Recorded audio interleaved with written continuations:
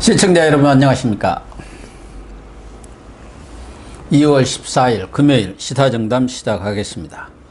시청자 여러분, 민주당이 신문 칼럼을 통해서 민주당을 비판한 교수를 선거법 위반 혐의로 검찰에 고발하자 표현의 자유, 언론 자유에 대한 중대한 도전이라는 비판과 함께 일파, 만파의 파장을 불러일으키고 있습니다.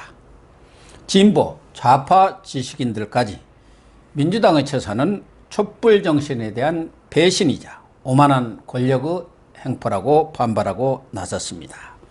이진곤 교수님과 함께 이 문제 심도 있게 논의해 보도록 하겠습니다. 이 교수님, 지금 문제가 되고 있는 임밀희 고려대 연구 교수죠. 이분이 1월 28일자 경향신문 정동 칼럼에 민주당만 빼고 라는 칼럼을 썼어요.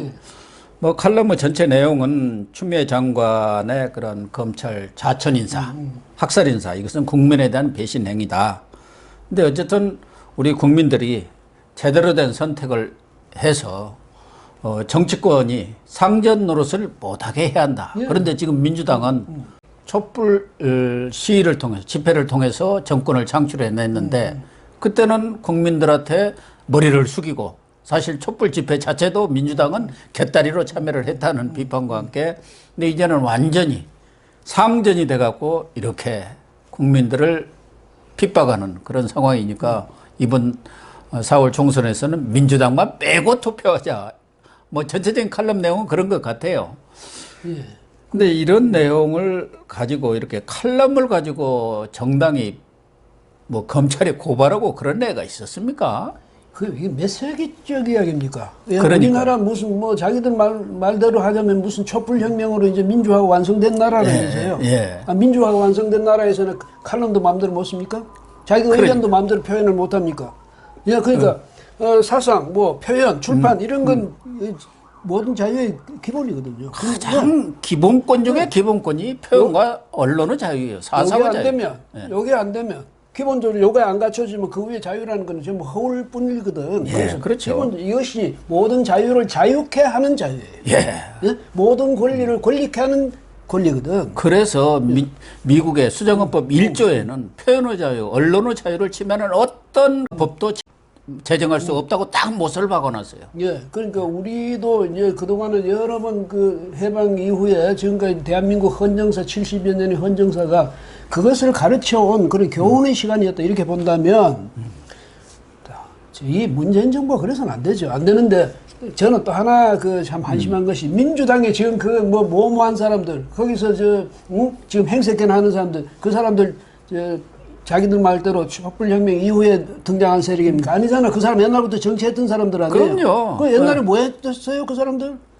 이 칼럼에서 지적했지만 그 사람들, 지금 대부분의 사람들은 지난 촛불 집회 때 곁불만 쬐던 사람들입니다. 사실은 그때 뭐 타협을 하자, 또 김무성 그 당시 민주당 대표하고 협상을 하자, 뭐 이랬던 사람들이에요. 그러니까 뒤에 살짝 숨어가지고 이렇게 저기 밖으로 살짝 내다보고 무대 뒤에서 살짝 내다보던 그런 행태를 했던 사람들이 오늘 와서 말이죠. 과일은 누가 다 따먹습니까? 자기들이 따먹고 앉았잖아요. 지금. 아니 그러면은 그런 과실을 따먹었으면은 민주적인 그런 정치, 민주적인 국정 운영을 해야 할 거 아닙니까? 그걸 이미 자기들도 약속을 한 사항인데 여기 얘기 칼럼에서도 죽 써서 개 줄까 걱정했는데 정말 그런 꼴이 됐다 이런 거 아닙니까? 그러니까 자기들도 말하자면 정권에 속한 사람들이 아니라면 적폐 대상 중에 한 사람이야. 그렇잖아요. 왜? 그 전에 정치를 한 사람들이니까. 그럼 자기들도 그 청산의 대상이 될 사람들인데 정권을 자기들 편에서 땄으니까 그나마 이렇게 유지하는데 그 정도 되면 겸손할 줄 알아가지고 자기들이 과거의 그 전비에 대해서 자기들이 과거의 잘못에 대해서는 반성을 하면서 새로운 이 나라를 건설하는데 자기들이 앞장서겠다 이런 각오를 다져야 된다. 앉아가지고 교수가 칼럼 썼는데 그걸 가지고 고발이 나고 아이고 거기다가 참 하나 또 인상적인 건 경향신문 그 편집자까지 그러는데 그러니까요. 칼럼 실었다고 해서 그런 거지. 그런데 세상에 근데 저는 뭐 그동안 알기로 경향신문에 계셨잖아요. 내가 그거 뭐 임원까지 다 했죠. 뭐. 아니 신문에서 칼럼 게재했다고 그 편집 책임자를 세상에 그 말이 안 나옵니다. 거기에 대해서는. 그러니까 오지게야 진중권 교수 같은 사람은 정 교수는 이거 막가자는 것 아니냐 이런 식으로 나까지 고발해다 나도 민주당 찍지 말라고 하고 있는데 나까지 고발하라 그렇게 나오는데 임 교수가 자신의 페이스북에 글을 게재하면서 나를 말하자면 검찰에 고발함으로 인해서 겁을 주고 위축시키려는 또 귀찮게 해가지고 글을 못 쓰게 하려는 그런 작태가 아닌가 하면서 1987년 민주화 이후 30여 년이 지난 오늘의 시점에서 한국 민주주의의 수준이 너무 서글프다. 이런 글을 올려갖고 지금 세상에 알려진 거 아닙니까? 그러니까 이 민주당이 어떻게 보면은 과거 권위주의 정권 시절보다도 더한 언론 탄압이랄까? 언론 장악의 그런 행태를 지금 보이고 있지 않습니까? 예, 그러니까 옛날에 구정권들이 언론에 대해서 탄압한다고 자기들이 그렇게 목소리를 높였잖아요. 그럼요. 근데 지금 이제 자기들 정권 잡고 보니까 그 언론 참 불편하거든. 불편한데 아니 이거는 언론 불편한 게 아니라 지식인들의 의무예요. 그럼요. 민주주의 그 원리를 지키겠다. 이것은 이 지식인들의 의무인데 그 의무를 다하는 지식인을 향해서 이제 법을 가지고 억압하겠다? 그런 사고방식이 도대체 어디서 나오는지도 모르겠고요. 그렇다고 해서 자기들이, 그러니까 지금 고 교수 말씀처럼 진중권 이런 사람들이 나와서 나도 고발해라 이런 나오잖아요. 예. 이게 이제 앞으로 미투 운동 같이 나도 고발 운동이 나올 수도 있어요. 그럼요. 당신들 나도 고발해. 예. 우리도 마찬가지예요. 나도 고발해. 이렇게 나올 수가 있거든.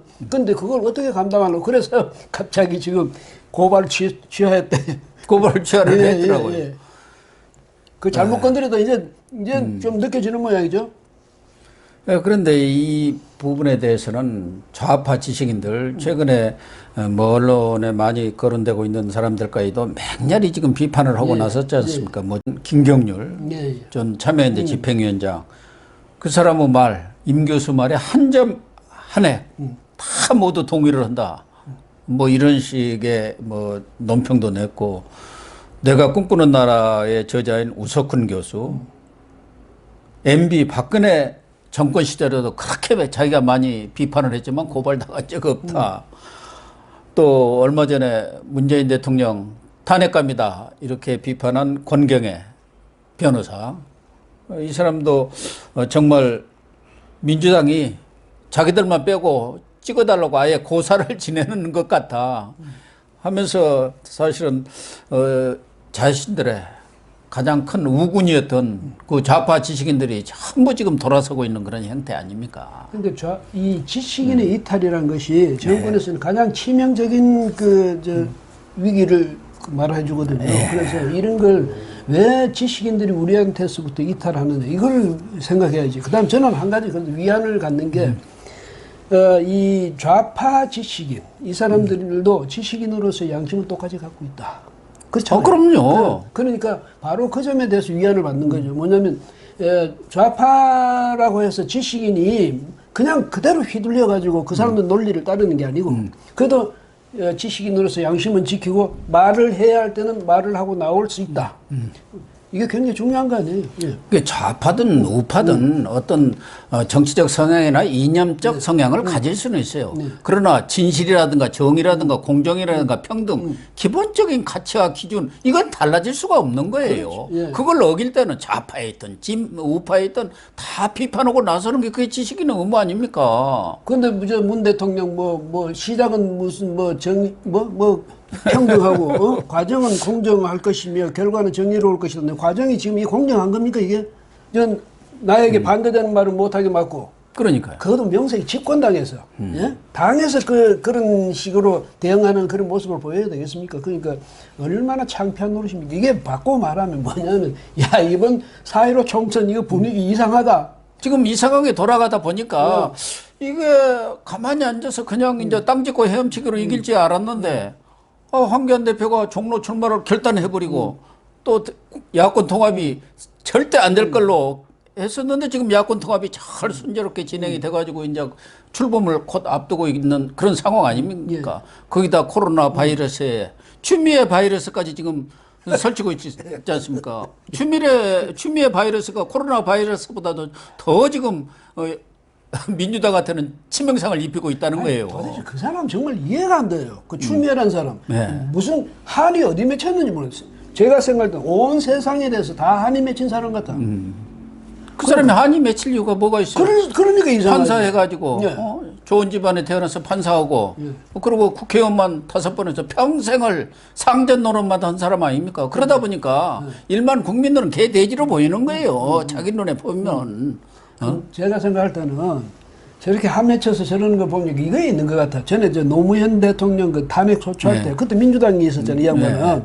그래가지고 사실 탄핵을 이끌다 그 지도부였으니까 이끌다시피 했죠. 했으니까 이게 이제 자기 나름대로 원죄 의식 같은 게 있는 것 같다. 근데 이걸 문 대통령이 자기를 그래도 저기 뽑아줬잖아. 이게 이제 감읍하는 뜻에서. 그래서 그것도 있고 또 여기서 이 사람들한테 이제 앞으로 인정을 받아야 그다음에 자기 대권에 무슨 발이라도 들어놓을 것 아닙니까? 그래서 이 사람 모든 것을 거기에 그야말로 올인하는 것 같다. 그래서 자기 이미지를 바꾸고 거기서 공을 세우고 아니 자기 대권을 위해서는 무슨 공을 내가 못 세우겠냐? 그러면요. 그거에 바로 그거. 내 목숨 내놓는 거 이외에는 뭐든 다 할 수 있다. 지금 정치인들 보면 노역이 아주 충천하잖아요. 그러니까, 예. 뭐 박지원, 손학규 할 것 없이 김무성 뭐 전부 어떻게 보면은 뒤에 보면 전부 노역이에요.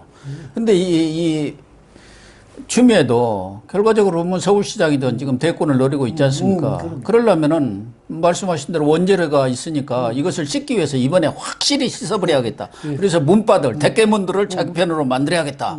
이거 외에는 다른 뭐 목적이 있다고 볼 수가 없는 그런 상황 아닙니까? 그런데 그 양반이 착각하는 게 있어. 그 추미애 법무장관이 뭘 착각하는 우리나라 좌파들은 원적 있잖아요. 본적, 원적 하는. 이 원적 의식이 너무 뚜렷해가지고 이 추미애 이 장관은 자기들하고 원적을 같이 하고 있지 않아.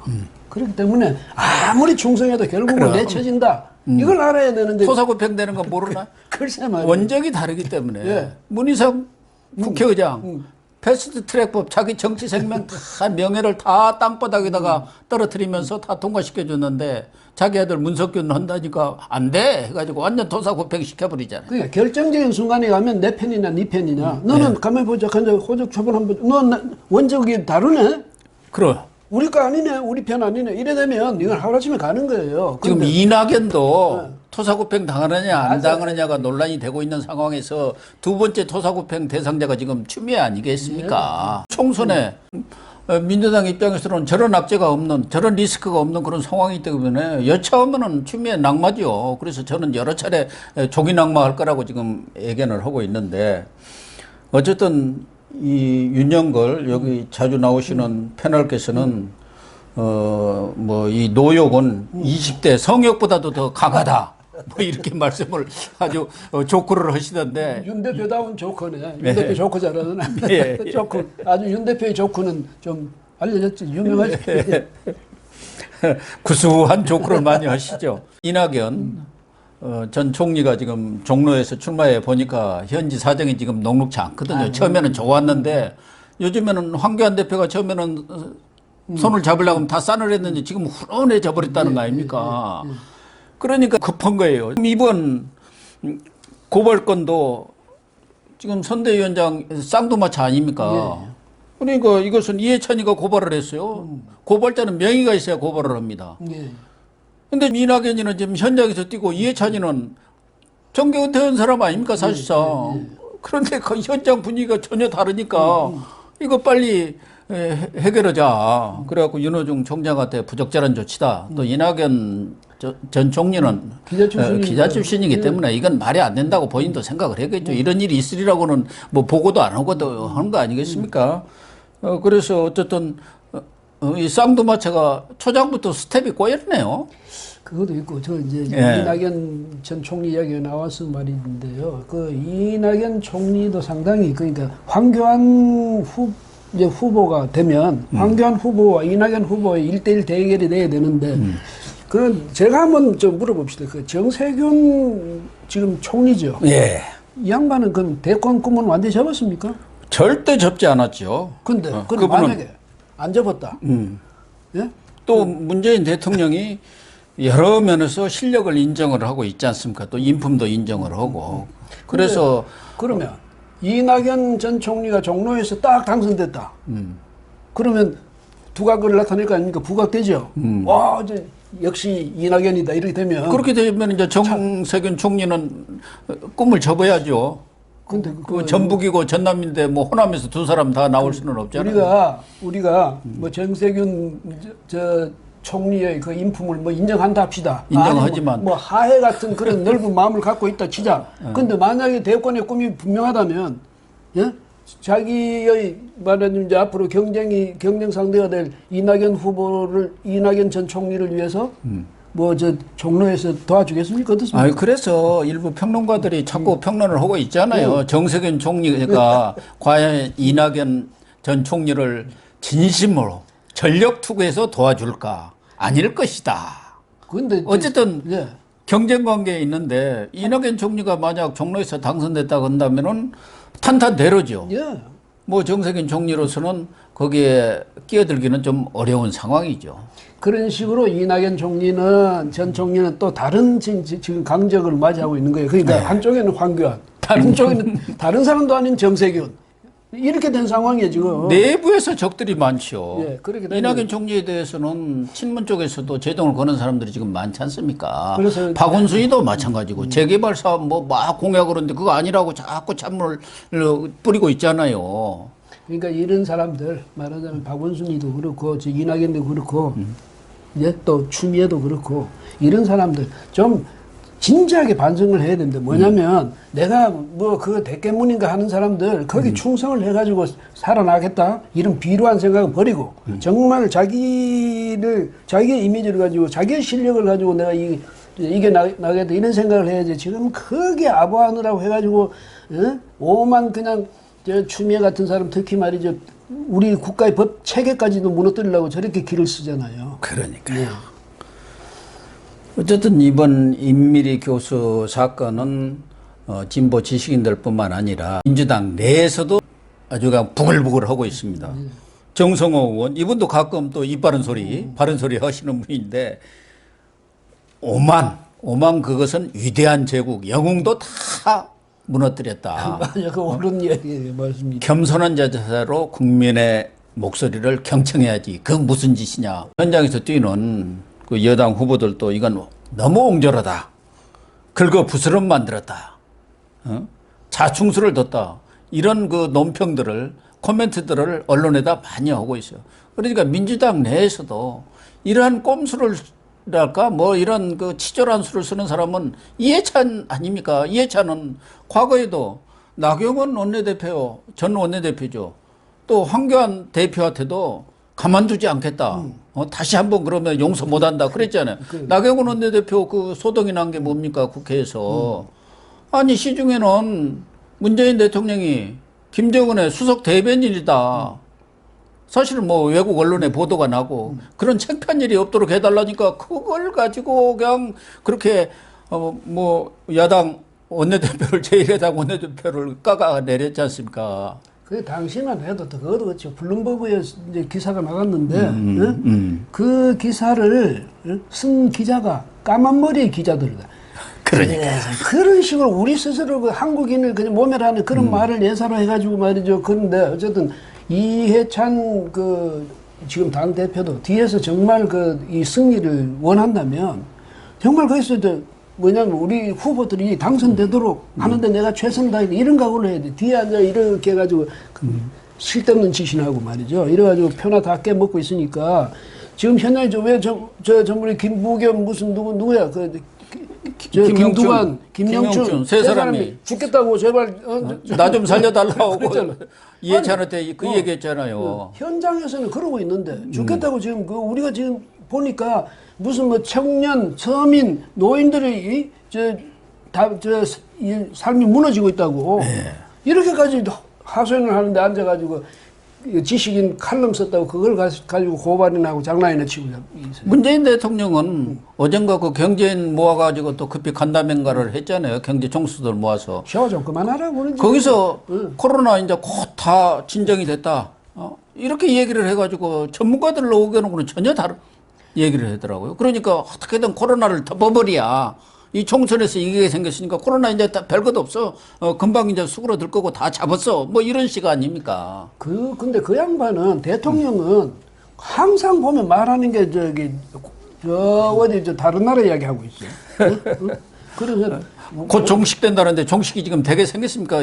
중국 같은데 지금 10만 명이다 이렇게 하고 있잖아요. 중국의 통계를 어떻게 믿습니까? 갑자기 15,000명의 환자가 늘어나고 그러는 상황 아닙니까? 네, 그래서 이 사람들 또 더더구나 임기재 교사를 고발한 그게 이유가 재밌어 혐의가 선거법 위반이랍니다. 그러니까요.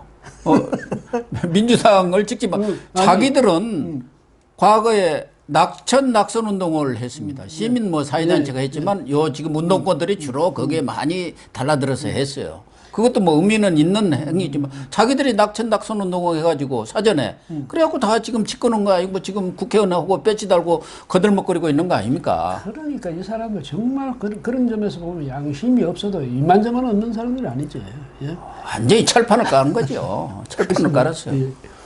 근데 저도 뭐 많이 썼습니다만은 우리 이진권 주필님은 칼럼이라고 하면 지금 책으로 낼 정도로 출판을 할 정도로 많이 썼지 않습니까? 그 수천 편의 칼럼을 쓰면서 무슨 고소고발 당한 적 있습니까? 저도 뭐 칼럼 쓰다가 가끔 항의는 와요. 아이고 고 부장님 논설위원님 이거 좀 심한 거 아닙니까? 좀 봐주세요. 사실은 그게 아닙니다. 이렇게 뭐 해명 내지 변명 뭐 이런 전화는 오지만 그걸 가지고 고소고발하는 사람 나는 한 번도 못 봤어요. 그러니까 저도 사설 칼럼 이렇게 하니까 한 4,500편 좀 썼더라고요. 이야, 어마어마하네. 썼는데 지금 4,500편. 고 교수님 말씀처럼 이런 거 있어요. 전화해가지고 또 이제 하면 전화해가지고 또 주필이나 뭐 실장한테 전화해가지고 막 하면 또 나한테 오는 거 아니에요. 그렇죠. 그럼 또 나는 또 주필하고 싸우는 거야. 예. 이런 식으로 되는 것도 있고 또 하지만은 그 사람들이 그것 때문에 뭐 고소한다도 고발한다도 이런 말은 들어본 적이 없습니다. 없죠. 예? 화를 내가지고 자기들끼리 뭐 주필하고 저쪽에 그 뭐 청와대 측하고 싸운다든지 이런 건 있었지만은 그 다음에 제가 주필되고 난 뒤에는요 그것 때문에 뭐 누가 우리 사설 쓰는 거 이것 때문에 사실 어필 들어온 것도 없었어요. 몰라 그때는 뭐 사장들한테 들어온지는 모르지만은 우리한테는 이제 그런 게 없다고 본다면 이 사람들은 그때 노무현 때도 그랬고요. 김대중 때도 그랬거든. 네. 제가 그 논설위원을 노태우 때부터 다 했잖아요. 네, 그렇죠. 예, 다 했는데 노무현 대통령 때까지도 그거 가지고 직접적으로 어필한 적이 없었고 제가 노무현 리더십 리뷰 해가지고 풍차와 기사라고 노무현 대통령 동키호테 이래가지고 책을 냈잖아요. 냈는데 네. 그거 가지고 저한테 뭐 항의하고 들어온 적도 없었어요. 근데 이렇게 그때만 해도 적어도 이렇게 점잖았다고 정권들이. 근데 지금 칼럼 한 편 썼다고 참 치졸해져도 이렇게 할 수는 없죠. 예. 어쨌든 이번 사건으로 어떻게 보면은 민주당의 도덕성, 운동권의 도덕성의 또 민낯이 조국에서도 이미 드러났지만 또 한 번 이렇게 드러난 것으로 보여져서 민주당이 그렇지 않아도 일당 어렵다 이런 얘기가 벌써 퍼지고 있는데 어떻게 봅니까? 일당 할 것 같아요? 저는 못한다고 확신합니다. 왜냐하면 그래요? 이런 정신 상태를 가지고 예, 국민한테 표 주십시오. 예, 자기가 염치를 난다면 표 주십시오 소리 자체를 못하는 거지. 그래서 저는 민주당 이번에는 졌다. 저는 이미 그렇게 보고 있습니다. 뭐 잘 아시다시피 뭐 경향신문은 논조는 좀 진보적이고 개혁적인 성향 아닙니까? 그런 데서까지도 이런 칼럼을 썼을 정도면은 싫은 거 아닙니까? 외부 칼럼이지만 이런 칼럼을 쓴 정도 아닙니까? 그럼요. 예. 그래서 뭐냐면 신문사에 종사하는 사람들 지식인들이잖아요. 뭐 하기가 요즘은 모든 국민이 지식인이지만 그중에서 네. 지식 산업에 종사하는 사람들이니까 지식 산업에 종사하는 사람들 이 사람들은 최소한의 그래도 나름대로의 그 지식인으로서의 의무감 이런 건 있을 거라면 정의감 이런 건 있는데 현 정권이 해도 참 너무한다 이런 생각도 들겠죠. 예.